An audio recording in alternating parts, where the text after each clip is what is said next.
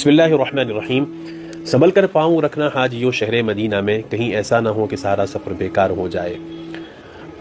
اللہ تعالیٰ ہر ایک مومن کو حرمین کی حاضری کی توفیق بھی عطا فرمائے اور اسباب بھی عطا فرمائے۔ تمام جانے والے جتنے بھی احباب ہیں جو اس سے پہلے جا چکے ہیں، جو آئندہ جانا چاہتے ہیں، جائیں گے، یا میری آواز جہاں تک پہنچے، آج بہت ہی عاجزانہ، بہت ہی دردمندانہ آپ سے اپیل کرنا چاہتا ہوں، وہ یہ ہے کہ جو حرمین کا سفر ہے یہ عشق اور محبت کا سفر ہے۔ یہ توفیق اور اسباب دونوں کے مجموعے کا نام ہے۔ وہ بڑی آرزویں ہوتی ہیں، بڑی تمنائیں ہوتی ہیں کہ اللہ ایک بار اپنا گھر دکھا دے، نبی علیہ السلام کا روضہ دکھا دے، ہم کھڑے ہو کر اپنے نبی کے سامنے صلاۃ و سلام کا نذرانہ پیش کر سکے۔ ہر ایک کی تمنا ہوتی ہے، اللہ کرے کہ تمنا ہر مومن کے دل میں ہو۔ لیکن کچھ کام ایسے ہو جاتے ہیں یا کیے جاتے ہیں جس سے خطرہ اس بات کا ہے کہیں ایسا نہ ہو کہ یہ ہماری حاضری اللہ کے نزدیک مقبول نہ ہو بلکہ رد کر دی جائے۔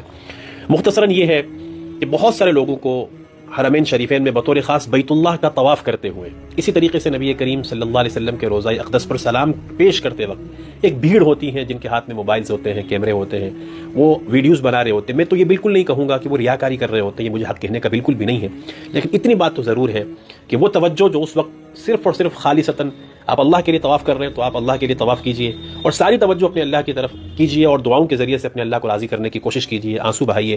نبی علیہ السلام کے روضہ اطہر پر ہیں تو آقا اس کے حقدار ہیں کہ آپ آقا کے در پہ کھڑے ہیں جہاں فرشتے بھی جھک کر کے سلام پیش کرتے ہیں۔ بعض صحابہ اس وجہ سے آقا کریم کے سامنے کم آیا کرتے تھے کہ ہماری آواز بلند ہے، کہیں ایسا نہ ہو کہ ہمارے اعمال رد کر دیے جائے۔ اور آج جانے والا حاجی، ایک معتمر عمرہ کرنے والا جب وہاں کھڑا ہوتا ہے، ایک ہاتھ میں کیمرہ، موبائل، اور گھر والوں سے ویڈیو کالنگ کی جا رہی ہے، ان کی تصاویر پیچھے والے دیکھ رہے ہیں، یہ سب کیا ہے؟ یہ تماشا اللہ کے واسطے بند کیجیے۔ آپ نبی علیہ السلام کے روضہ اطہر پہ کھڑے ہیں، خدا کے واسطے ساری توجہ ادھر رکھیں، کیا پتہ زندگی میں پھر یہ موقع آئے کہ نہ آئے۔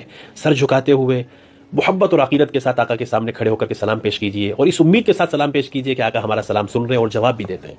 تو کہیں ایسا نہ ہو کہ بیت اللہ کے چکر تو لگائے جا رہے ہیں لیکن ساتھ میں ویڈیوز بن رہی ہیں، دوسروں سے باتیں کی جا رہی ہیں، دوسروں کو دکھایا جا رہا ہے۔ ہو سکتا ہے کہ آپ کسی کو ثواب کی نیت سے ہی دکھانا چاہتے ہو، لیکن آپ گئے ہیں نا تو توجہ ساری ادھر رکھیں۔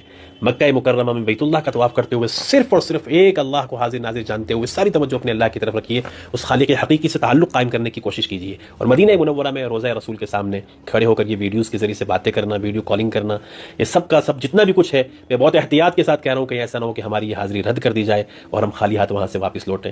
مجھے امید ہے کہ جانے والے اس سے پہلے جنہوں نے ایسا کیا ہوگا وہ آئندہ نہ کریں، اور جو پہلی مرتبہ جائیں گے باقی جگہوں پر آپ یادگار کے طور پہ کیجیے اگر آپ کرنا چاہتے ہیں، لیکن دو جگہوں پر بیت اللہ کا طواف کرتے وقت اور اسی طریقے سے نبی علیہ السلام کے روضہ اقدس پر اللہ کے واسطے ویڈیو نہ بنائیں، وہاں پر ساری توجہ جن کا حق ہے انہی کو دیجیے۔ اللہ تعالی ہم سب کو حرمین کے تقدس کو بجا لانے کی توفیق عطا فرمائے، بار بار حاضری کی توفیق بھی دے اور اسباب بھی عطا فرمائے۔ آپ سب کو بھی اللہ حاضری کی توفیق اور اسباب دونوں عطا فرمائے۔ جزاکم اللہ خیرا۔